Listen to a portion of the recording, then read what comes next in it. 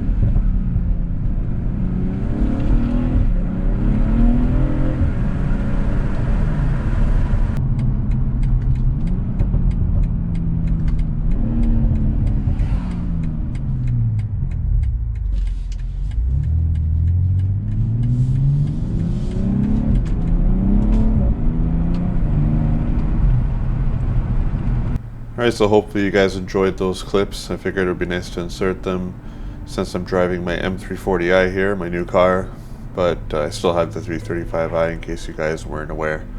But anyway, the topic of this video is the fact that BMWs are calibrated to not allow for any degradation at all. There's literally zero tolerance. If there's something that's about to go wrong, you'll be notified via the module that's appropriate, and it'll let you know that there's a problem coming up and you should fix it before it becomes an extreme problem, which could lead to permanent failure of a particular component. So in my opinion, BMWs are extremely reliable provided you stay on top of maintenance. Your average car will not warn you of a fault in a critical manner as a BMW would, in my opinion. And I think it has to do with the fact that the CAN-based diagnostic systems in BMWs are extremely advanced and ahead of their time. The so-called Christmas tree of lights on your dash would give you the perception that a car is very problematic, but in reality, the system is calibrated to ensure the car performs at 100% with no acceptable degradation. This is to ensure the car feels as it should regardless of the mileage.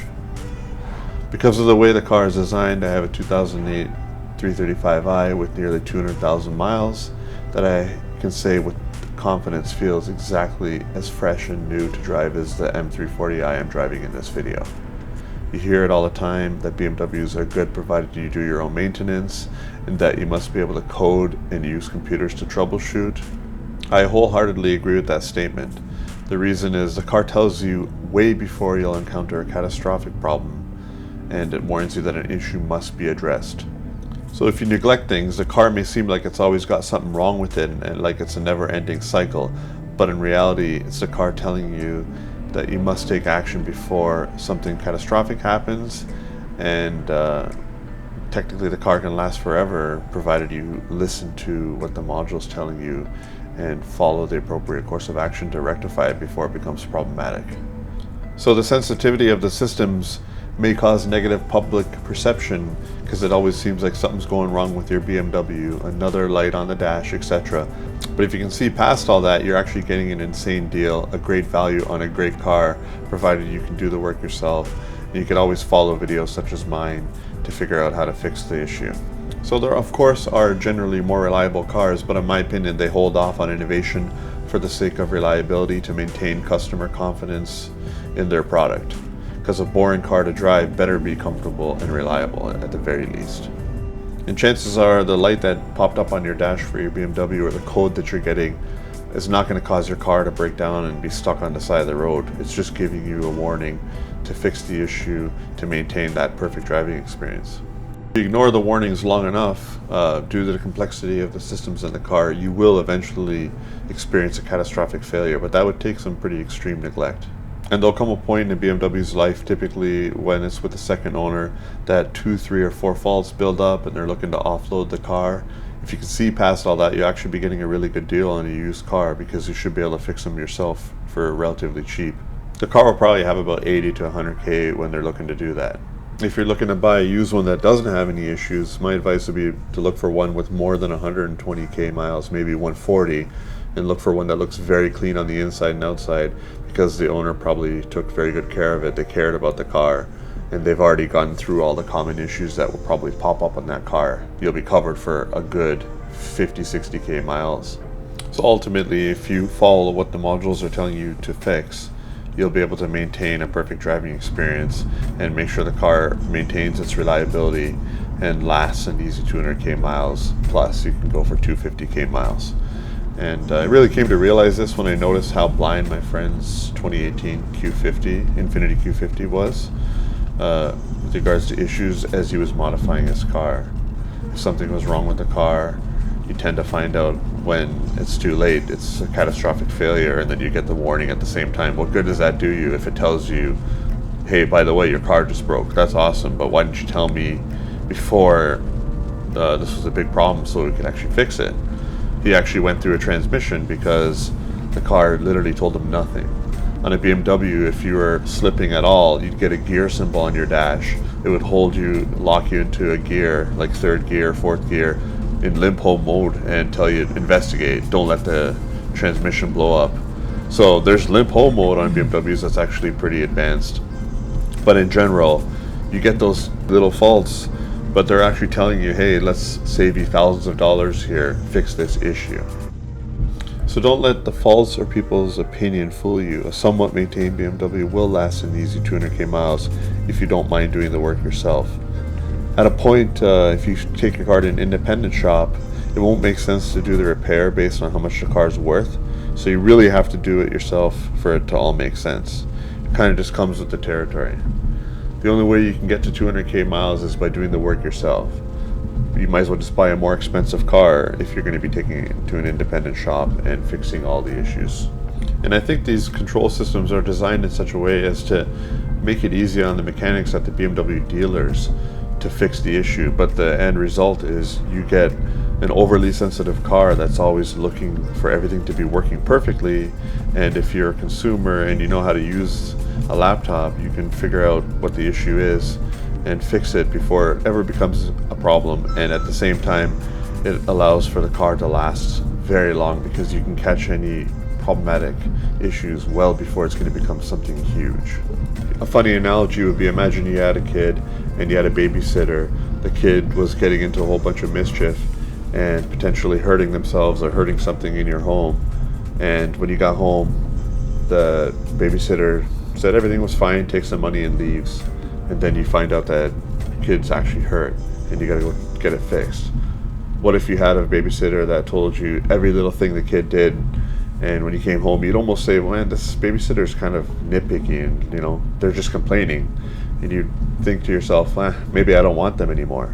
But really, they're telling you all the issues that happened, making sure you take care of your kid properly, etc. I don't know, it's just a funny analogy I thought of, but really, you could look at that babysitter as annoying, or you could look at that babysitter as way better than the first one and actually really solid.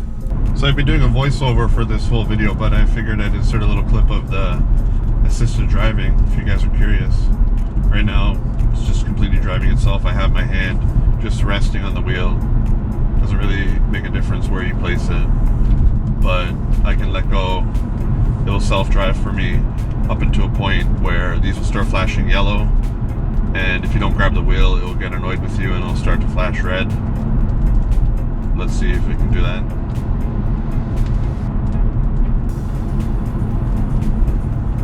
You'll see how tolerant this system is. And now it wants me to grab the wheel. If I do, then it won't hit the hazards and come to a stop. If you completely ignore it, it will. So I'm going to come to this stop. I'm just going to hit resume. It's going to accelerate for me. I don't have to do anything. It does it at a pretty leisurely rate, but kind of expected. So for you guys wondering, how does this car drive compared to my 335i? Honestly, it's very tight. and it's very aggressive. When you put it in sport mode and you punch it, it's got a lot of character. I would say it's got way more character than the 335i if it was on a stock tune. Kind of feels like a semi-M car. I would say it feels like 70 to 80% of what an M car feels like. Very touchy, very aggressive, and it's actually very quick. It feels fast. It honestly feels like it's punching above its weight class. It may only run like a 114, 115 mile an hour trap speed, which would indicate that it would get destroyed by a 335i with a Stage 2 Plus tune, but really it kind of feels faster. When you go from a stop or you catch it in second gear from like 30, I think they optimize the tuning to overboost to get that 0 to 60 time close to 4 seconds or below. Some people are doing like 3.8 on a rear-wheel drive car. So for it to have that type of acceleration, the limited slip is very aggressive. It really works well, and it feels quick. It will surprise you. It doesn't really fall on its face or lose any power. The steering has got some feel, even though it's an electric steering. But this car actually, it's got life to it. It's a fun car. A lot of people are raving about it. So if anything, this car would probably be more related to like a 335IS with a DCT transmission. It's a very fun car. I like it a lot. But that's not what this video is about. I figured I'd just insert this clip in here. You guys are going to be wondering, if I'm driving this around, how do I like it? How does it compare? This car eggs you on. Alright guys, that's all I have to say regarding this topic. The reason they can last so long is because they're calibrated to not accept any type of degradation. If this is the first video you're catching of mine, consider subscribing. I do upload regularly. Thanks for watching. Wow.